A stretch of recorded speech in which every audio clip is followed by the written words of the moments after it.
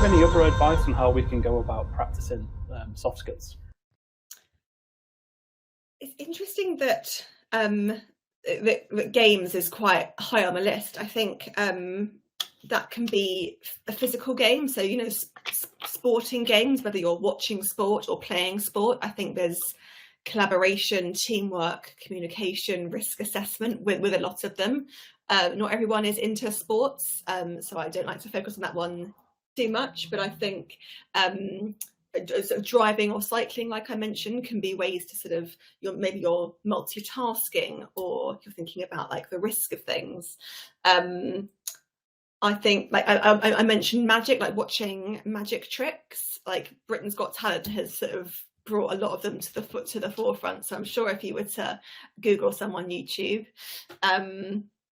I think even things like spot the difference activities, and I know that these are things that we used to sort of think, or these are kids' activities to do, but the attention to detail when you're trying to spot the difference between two pictures, the patience that can be required to do some of those things. We talked a bit about like asking questions or thinking like, what if? You know, like I said, there is a balance between a healthy amount of asking those questions outside of work. I think when we think about like kids, they tend to ask like why like a billion times, and at some point you think that's enough. I think we need to have that bit of that attitude of like, right, I've asked what if 20 times about what could happen when I fly on my holiday.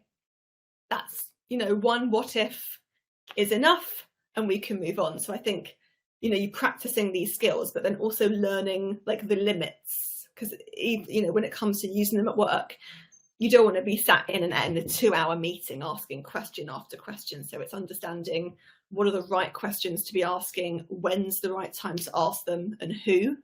So some of these skills are also not just about applying them, but like, how do I apply them and when as well.